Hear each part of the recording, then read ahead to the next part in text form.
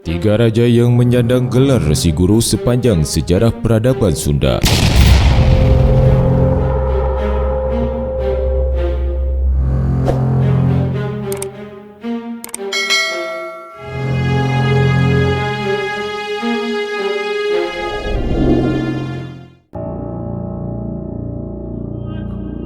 Seorang raja merupakan posisi tertinggi yang mewakili wewenang serta kekuatan mutlak dalam sebuah pemerintahan kerajaan. Dalam sudut pandang tertentu, raja disandingkan layaknya figur dewa yang sakral, yang semua perintah dan perkataannya merupakan sabda yang harus dipatuhi. Sebelum ia dilantik, seorang calon raja dituntut harus memiliki dan menguasai berbagai macam bidang keilmuan, seperti ilmu pemerintahan, ekonomi, ilmu kanuragan, dan bahkan ilmu keagamaan atau ketuhanan.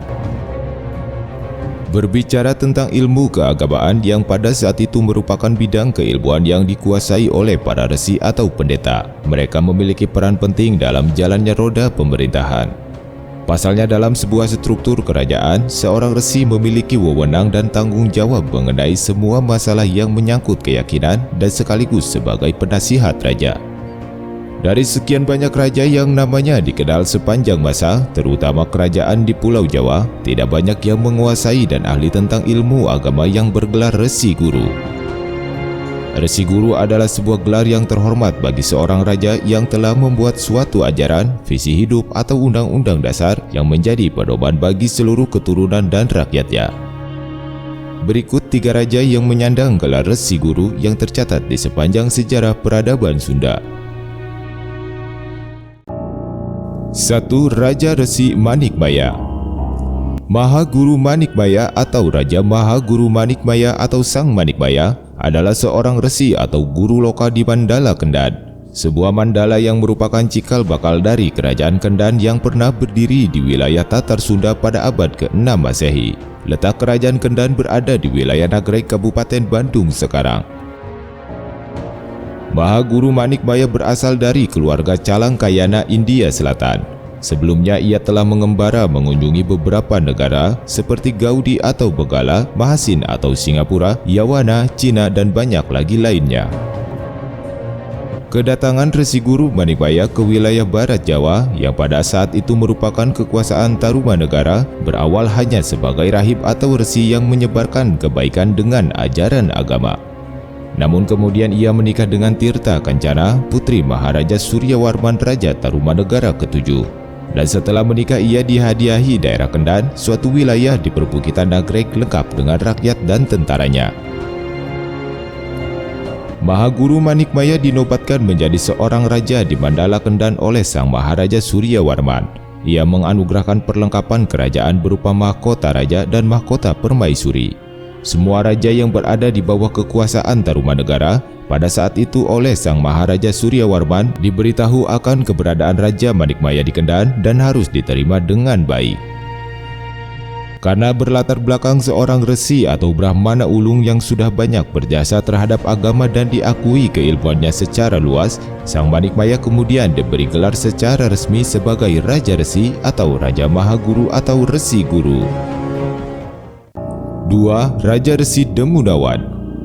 Rahyatang Kuku atau Sang Sewakarma atau Rahyang Demunawan adalah putra dari Rahyang Sempakwaja sang penguasa Galunggung. Ia lahir di Patapan dan mendapatkan gelar Rahyatang Kuku setelah menjadi raja di Kuningan menggantikan raja sebelumnya yang tidak lain merupakan mertuanya, yakni Sang Pandawa atau Sang Wiragati.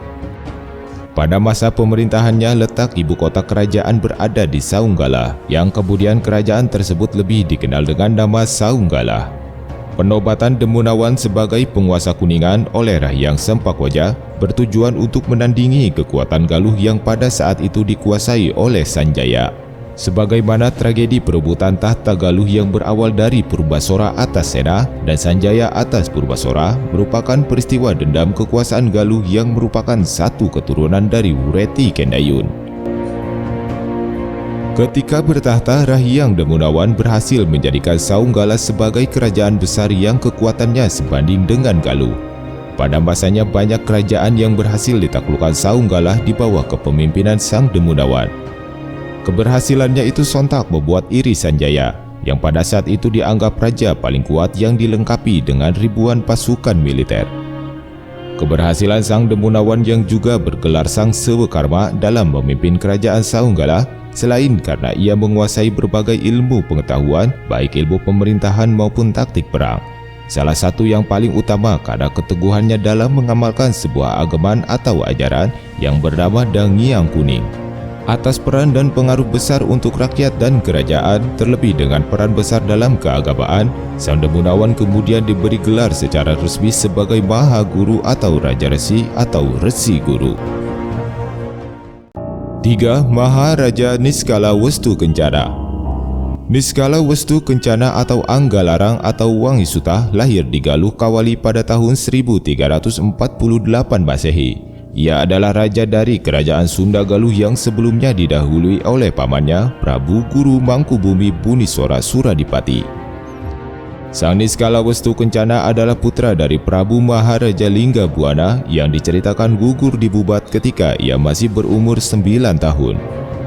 Setelah tragedi itu tahta kerajaan kosong karena putra mahkota masih kecil, yang kemudian untuk mengisi kekosongan tersebut, Prabu Buniswara naik tahta sampai menunggu Sang Niskala Westu Kencana tumbuh dewasa. Sedari kecil, Mahaprabu Niskala Westu Kencana banyak dibimbing tentang masalah kenegaraan dan keagamaan oleh pamannya Sang Buniswara, sehingga ia tumbuh menjadi orang bijaksana dan menjadi sosok yang banyak disukai oleh masyarakat. Selama bertahta, Prabu Niskala Westu Kencana berhasil membawa kerajaan Sunda bersatu yang pada saat itu gabungan dari dua wilayah kerajaan besar, yakni Sunda dan Galuh, menjadi sebuah kerajaan besar yang damai, sejahtera dan menjadi salah satu kerajaan tangguh yang memiliki pasukan militer yang kuat. Keberhasilannya dalam memimpin kerajaan dan ketaatannya terhadap agama, kemudian Sang Niskala Westu Kencana mendapatkan gelar resmi sebagai Maharaja Guru atau Maha Guru atau Resi Guru. Setelah masa kepemimpinannya, kemudian kerajaan Sunda bersatu dibagi menjadi dua kekuasaan kerajaan yang dipimpin oleh para putranya. Kerajaan Sunda dipimpin oleh Prabu Susuk Tunggal dan kerajaan Galuh dipimpin oleh Prabu Dewa Niskala.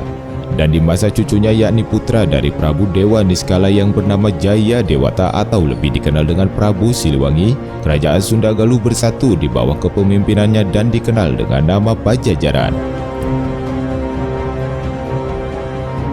Demikian kisah tentang tiga raja yang memiliki gelar resmi sebagai Maha Guru atau Resi Guru. Sebuah gelar yang tidak mudah didapatkan oleh seorang raja besar sekalipun, karena gelar tersebut merupakan bukti dari jasa dan peran besar dari seorang raja dalam hal keagamaan untuk membangun peradaban dan kesejahteraan semua rakyat.